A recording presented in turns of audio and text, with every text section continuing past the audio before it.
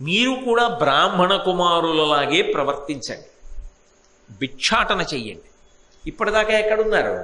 ఓ చెట్టు కింద ఉన్నారు, ఆకలి దప్పిక లేవు, కనీసంలో కనీసం ప్రకృతి బాధలు లేవు. ఇప్పుడు ఇంకా పెద్ద కష్టంలోకి వెళ్ళారు. ఇప్పుడు ఏం చేయాలి? భిక్షాటన చెయ్యాలి. ఎవరు?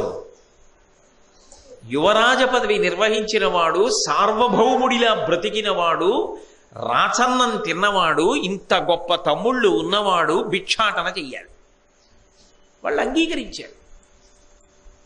అది కష్టాన్ని తట్టుకోవడం అంటే, అది బలం అంటే. సతికిల పడిపోకుండా నిలబడగలిగిన ప్రజ్ఞ అది ఎవడు సంతరించుకుంటాడో వాడు దార్శనికుడు, వాడు నడిపిస్తాడు. కాబట్టి ఇది నూరిపోస్తుంది భారతం. మీరు భిక్షాటన చెయ్యండి, బాగా చదువుకోండి. ఈలోగా మీకు నేను మళ్ళీ వస్తా, మళ్ళీ వచ్చి చెప్తా మీరేం చేయాలో. నేను మళ్ళీ వచ్చి చెప్పే వరకు భిక్షాటన చేయడం, అన్నం తెచ్చుకోవడం, తినేయడం, చాపేసి పడుకోవడం కాదు. వేదం చదువుకుంటూ ఉండండి. బ్రాహ్మణుల్లా నటిస్తూ ఉంటారుగా, ఎవరో గురువుగారి దగ్గర కూర్చోండి, వేదం వల్లి వేయండి, బాగా వేదం చదువుకోండి. వేదం ఏముంటుంది? సమస్తమైన జ్ఞానం అందులో ఉంటుంది. అది మీకు భవిష్యత్తులో పనికొస్తుంది. చదువు అన్నది ఎప్పుడు చదువుకున్నా తరువాతి కాలంలో పనికొస్తుంది. ఈ దేశానికి ఈ సంస్కృతి ఎప్పటికీ అలా కొనసాగింది. మహానుభావులు చాలామంది కారాగారాలలో ఉండి అద్భుతమైనటువంటి గ్రంథాలు రాశారు. సమయం నిష్కారణంగా వృధా కాకూడదు. ఘంటసాల వెంకటేశ్వరరావు గారు అయితే, నేను మంచి పాటలు పాడుకుంటూ డబ్బు సంపాదిస్తూ బయటుండిపోవడమా, ఓ పక్క స్వాతంత్రోద్యమం జరుగుతుంటే అని బంగారు భవిష్యత్తు విడిచిపెట్టేసుకుని భారతదేశపు జెండా మోసి ఉద్యమం చేసి జైలుకి వెళ్ళి పొట్టి శ్రీరాములు గారితో స్నేహం చేసి, పొట్టి శ్రీరాములు గారు మరణించిన తర్వాత శ్మశానానికి వెళ్ళి కచేరీ చేశాడు మహానుభావుడు.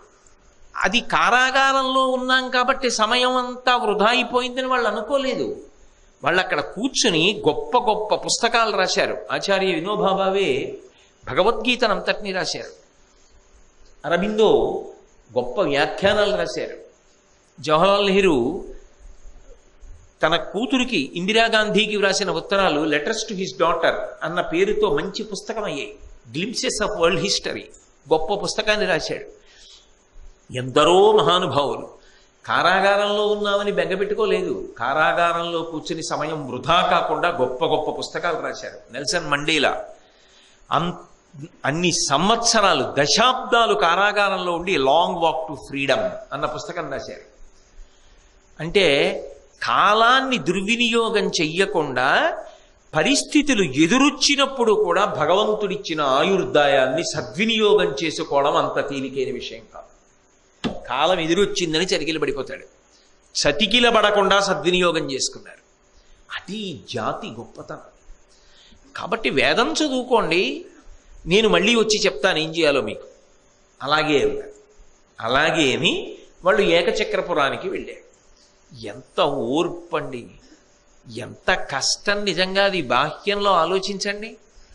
ఎటువంటి స్థితిని అనుభవించిన వాళ్ళు ఎంత దారుణమైనటువంటి స్థితికి వచ్చారు అంటే, ఎంత పెద్ద కష్టమైనా సహించడం గొప్ప తప్ప, భరించడం గొప్ప తప్ప,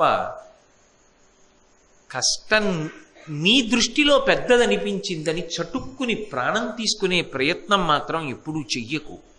పరమేశ్వరుడిచ్చిన ఆయుర్దాయం మళ్ళీ రమ్మంటే వచ్చేది కాదు. ఆత్మహత్య జోలికి పాండవులు వెళ్ళలేదు, ఎప్పుడూ ఆ దిశగా ఆలోచించలేదు. వాళ్ళు పడినంత కష్టం మనకెవ్వరికీ రాదు, రాలేదు. మనం ఎందుకు ఆలోచించాలటువంటి ఆలోచనలు? అసలు ఎందుకు రావాలి దినపత్రికలలో ఆత్మహత్యల గురించిన వార్తలు? అంత బేలతనం మనసు ఎందుకు పూనాలి? కాబట్టి భారతం బాగా చదువుకుంటే, రామాయణం బాగా చదువుకుంటే మనిషి ఎందుకు నిరాశ నిస్పృహలలోకి పడిపోకూడదో అర్థమవుతుంది.